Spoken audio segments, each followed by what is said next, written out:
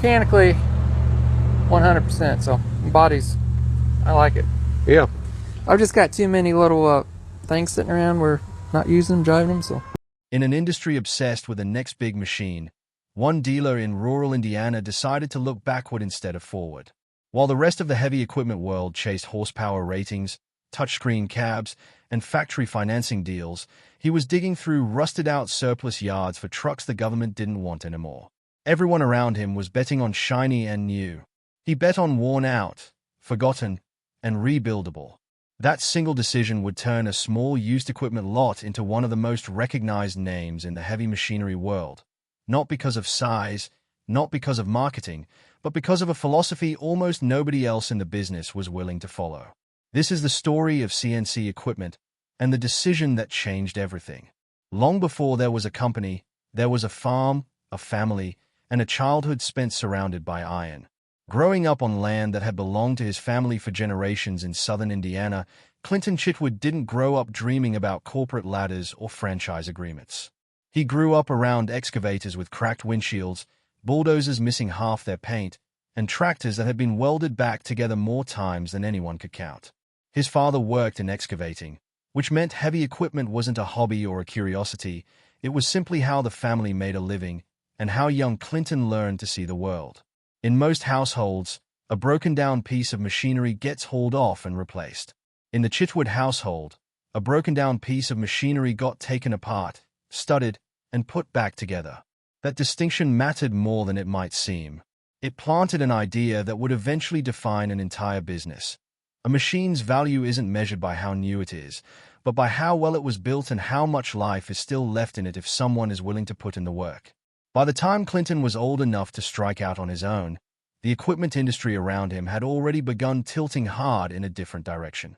Dealerships were becoming showrooms. Success was being measured in units sold, financing packages signed, and warranty contracts issued. The old approach, buy something rough, fix it right, sell it to someone who needed a workhorse rather than a trophy, was quietly falling out of fashion. It didn't fall out of fashion for Clinton. In 2004, without fanfare, without investors, and without a business plan built around rapid expansion, Clinton founded CNC Equipment. There was no ribbon-cutting ceremony, no glossy press release, and certainly no venture capital backing. It was, in almost every visible way, indistinguishable from hundreds of other small equipment lots scattered across the rural Midwest. Buy something used. Fix what needed fixing. Sell it to a contractor, a farmer, or a local business that needed a reliable machine and couldn't afford, or didn't want, something fresh off a dealership floor. If the story had stopped there, CNC Equipment might have remained exactly what it appeared to be, a small, respectable, entirely local operation known only to the handful of customers within driving distance. Nothing about those early years suggested that the company would eventually be recognized nationally, let alone internationally. But somewhere around 2008, in the middle of an economic downturn that was reshaping how businesses everywhere thought about risk and value, Clinton made a decision that most people in his position would have considered reckless. He started buying decommissioned military vehicles. This wasn't a small pivot. It was a leap into a corner of the market that most equipment dealers avoided entirely, and for good reason. These weren't gently used trade-ins from a construction company upgrading its fleet. These were vehicles that had spent years, sometimes decades, in active military service, hauling supplies, personnel, and equipment through conditions most civilian trucks would never survive. When the Department of Defense decided a vehicle was no longer needed, it didn't go straight to a used car lot. It moved through a long chain of possible buyers, other federal agencies first, then state and local governments, and only after all of those doors closed did it finally land in public government surplus auctions, where a private buyer like Clinton could get his hands on it. By the time these machines reached someone like him, they often carried mysterious histories. Some came with detailed maintenance logs. Others came with almost nothing, just a serial number, a rough exterior, and a story nobody could fully verify. The inventory itself was a strange and fascinating mix.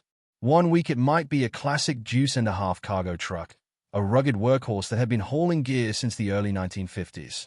Another week it could be a heavier 5-ton hauler, a decommissioned Humvee from the 1980s, engineering equipment, generators, forklifts, or specialized recovery vehicles built for jobs most civilians never think about.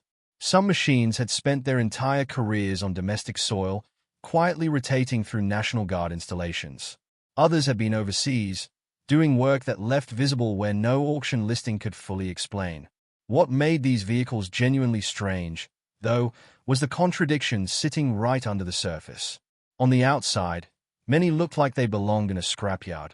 Faded paint, dented panels, worn-out interiors, and the kind of cosmetic damage that